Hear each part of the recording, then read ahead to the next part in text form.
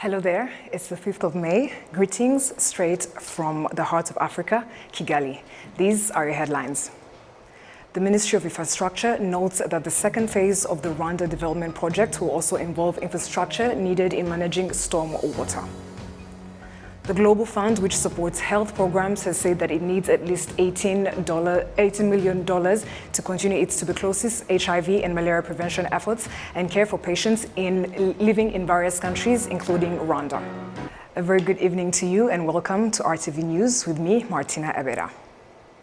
Starting off with a communique from the Office of the Prime Minister, pursuant to the continuation of the Republic of Rwanda of 2003, revised in 2015, especially in its Article 116. Today, the 5th of May, 2022, His Excellency, the President has suspended Mr. Bamporiki Edouard from his duties as Minister of State in the Ministry of Youth and Culture owing to matters of accountability under investigation. Done at Kigali on the 5th of May, 2022, on behalf of His Excellency, the President of the Republic of Rwanda, Paul Kagame. The Rwanda Investigation Bureau has announced Edouard is now under house arrest and is being investigated for serious cases of corruption. Moving on Thursday afternoon at Urugwiro village, President Paul Kagame received Andrew Kairu, the chairman of the KBC Group, and his delegation, who are in Kigali, where they launched BPR Bank Rwanda PLC, a merger of KCB Rwanda and Banque Populaire du Rwanda. Rwanda Foreign Affairs Minister Dr. Vincent Biruta has signed a host country agreement with the union that brings together universities that use the French language as their primary mode of communication, the AUF, which is represented at the signing by its rector Slim Kalbu. The AUF brings together 1,007 universities in 119 countries. On to other matters, the Ministry of Infrastructure notes that the second phase of the Rwanda development project will also involve infrastructure needed in managing storm water. This was reiterated in the meeting held on Thursday, which reviewed achievements of the first phase of Rwanda development project and also involved the launch of the second phase of the project, which will tackle various parts in the country. Olive Nete with the story.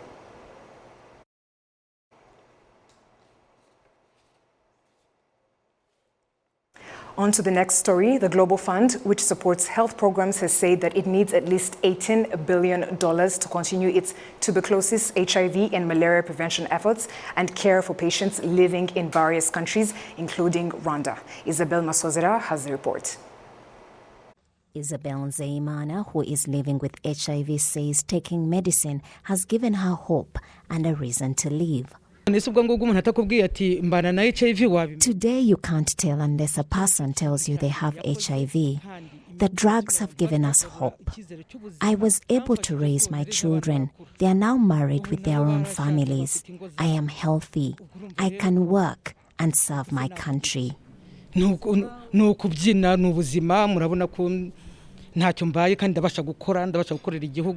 According to the Ministry of Health, there's free access to antiretroviral drugs and tuberculosis treatment for those in need, as well as low-cost malaria services, thanks to the Global Fund. In the 3-year plan ending 2024, so far, Rwanda has received $191 million in programs related to HIV, tuberculosis, and malaria, while contributing $2.5 million to the organization. The technical advisor to the Minister of Health, Dr. Tofil Dushime, says working with the Global Fund helps save lives. The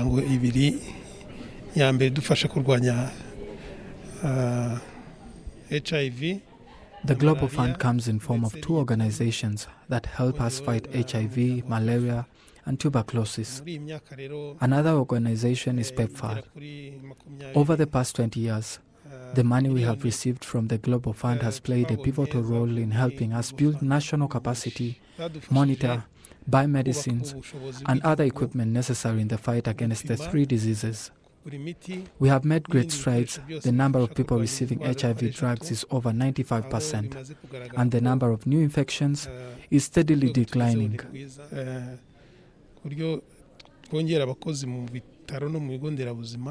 Efforts are underway to raise the necessary funds to keep the initiative going.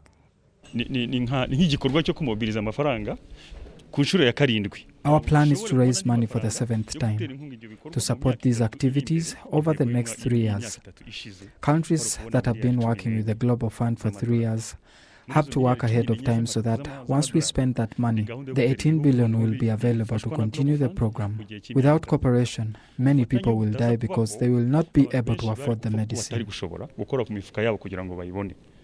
According to the Global Fund, $18 billion is needed to keep the program going beyond 2024. If it is availed, it will help protect the lives of 20 million people and reduce deaths caused by HIV and AIDS, malaria, and tuberculosis by 64%. The Global Fund also highlighted that they were motivated to work with Rwanda because of the willingness of health authorities to provide enough information to help the organization to find out how the population is protected from diseases and how those who get sick are treated. The Global Fund activities over the past 20 years in 100 countries, including Rwanda, have helped save the lives of at least 44 million people. Isabel Masozera, RTV News. Thank you, Isabel, for that report. On to the next. Kigali residents say the water shortage they had to endure for the majority of this week is problematic to them, and some people are paying as much as 1,000 francs for one jerrycan. Wasak says the water shortage was caused by a damaged major pipeline and the matter is being addressed. The story by Precious Chirezi. In Gasabo district, residents are moving long distances to get access to water. This is an issue they've been going through for a week, and a single jerrycan of water goes in the range of approximately 500 to 1,000 Rwandan francs. Ikibazo cy'amazi cyabaye ingume kuko tumaze urebye icyumweru kigiye gushira. The water shortage this week is very burdening. Those delivering it are charging 500 Rwanda francs for a jerrycan, which is challenging when you use 10 jerrycans.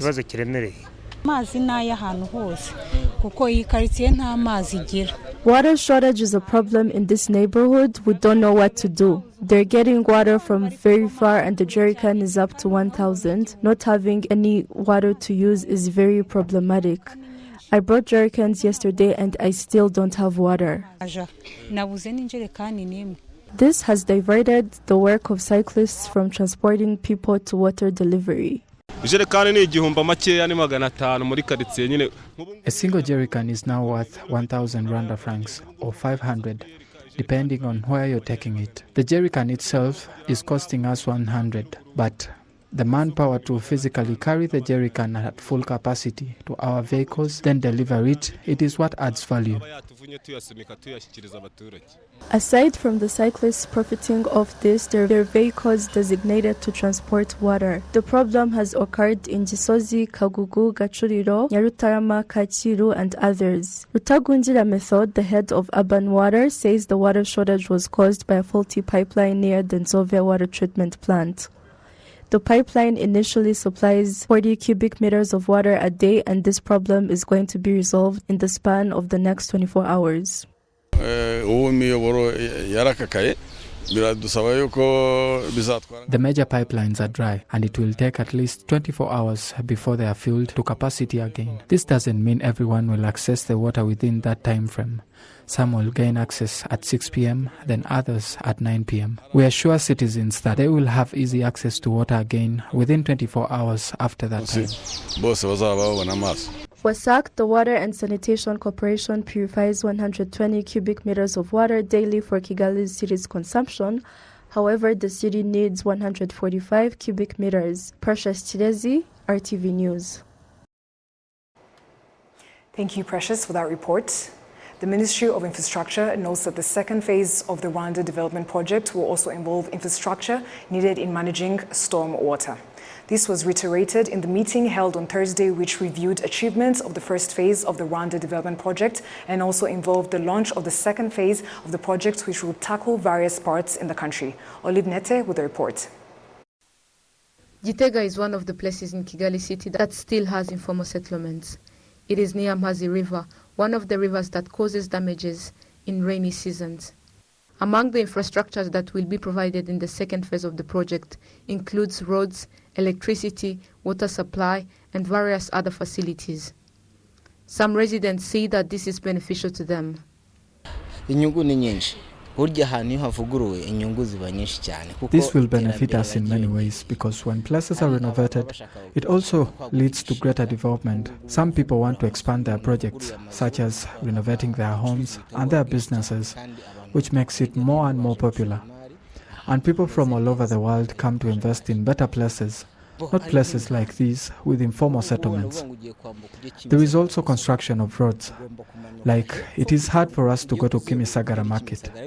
You have to take a long distance to get there, but it will help us to get to the market within a few minutes. Some of the achievements made in the first phase of the project includes infrastructure activities built in Gatare. This second phase will be implemented in Kigali city and other secondary cities including Huye, Muhanga, Musanze, Nyagatare, Rubavu and Rusizi.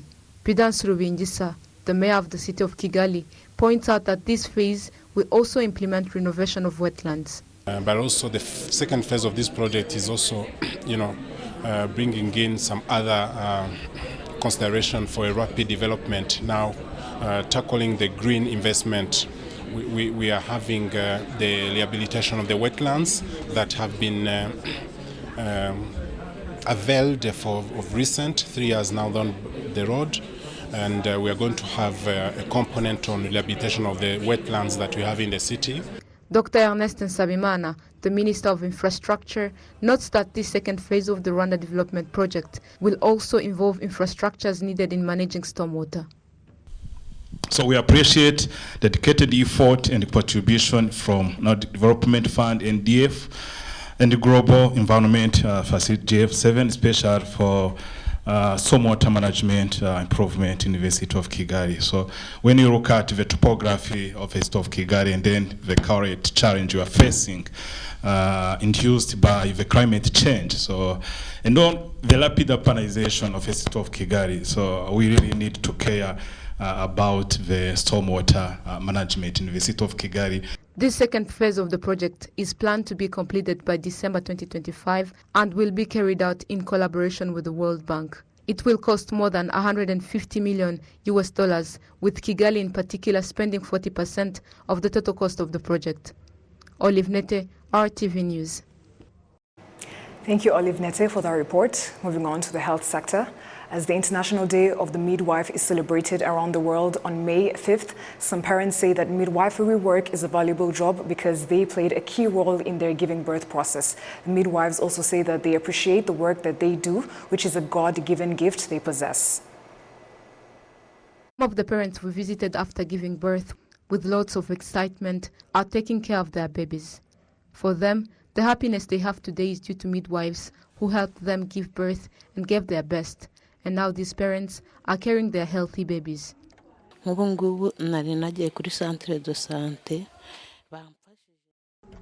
I had just gone to the health center, but when they examined me, they saw that it was not going well. My midwife came to the rescue and was there for me until the birthing process.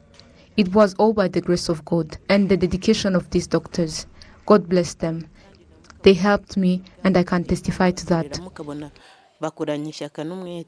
The joy of mothers who have just given birth is not limited to them alone. Josette, a doctor with 11 years of experience of midwifery, says that their job requires humanity, love, and dedication.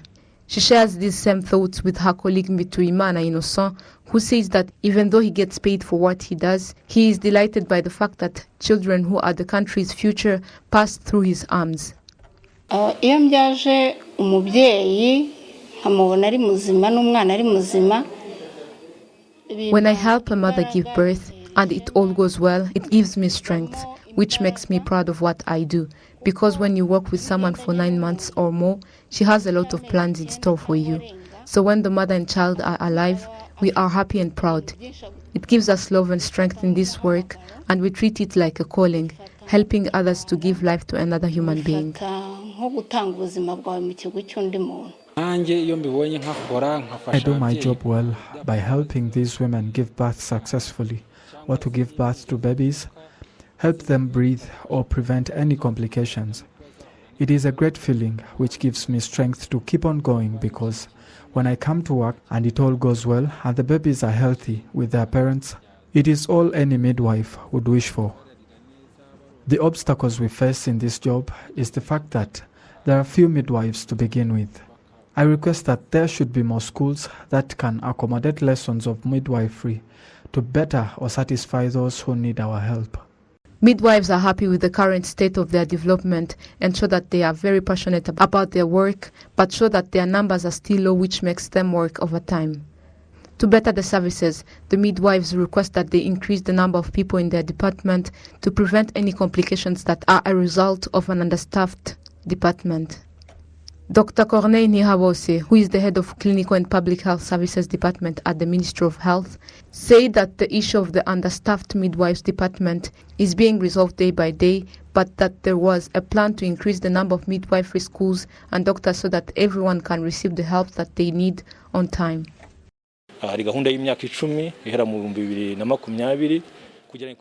a 10-year plan that began in 2020 to continue to increase the number of health workers, including doctors, nurses, midwives, and other health-related professions.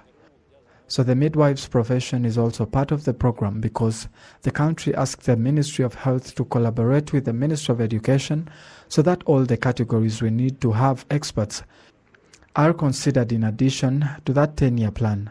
So the midwifery profession is at the forefront of this plan. According to the Ministry of Health, in 2000, the number of vaccinated children accounted for 76% of all births. In 2021, the figures show that 96% of newborns were vaccinated, which showed a significant reduction in infant mortality. The rates of mothers who died during childbirth in 2000 were 1,070 out of 100,000. In 2021, the number had dropped to 300 per 100,000 births, which is considered as an improvement as a result of the increase of midwives. Still on the health scene, in December, Rwanda will be hosting the second annual International Conference on Public Health in Africa, organized by the Africa Centers for Disease Control and Prevention, also known as CDC. The conference theme, Post-Pandemic Recovery, Africa at a Crossroad, will offer a unique platform for African leaders, researchers, policymakers, and stakeholders to share scientific findings and public health perspectives and collaborate on research, innovation, and public health across the continent. Conference that will be hosted by the Rwanda Ministry of Health, and the opportunity here is really to have we've been mentioning the key leaders, the policymakers, the researchers, the community members, and several stakeholders. There are many people that are involved in the healthcare sector that now have an opportunity to come through the scientific program that will be in place, through the various discussions that will be basically planned throughout the 2-3 days conference and around, even before, to be able to reflect on the lessons that we've seen in the pandemic, but within the public health system in general. And so being able to address these various challenges and looking ahead at building true resilience for our continent. And on behalf of the production of the news and everyone else, we thank you for sticking with us for the English news. It was me, Martina Abera. Stay safe and have a great night.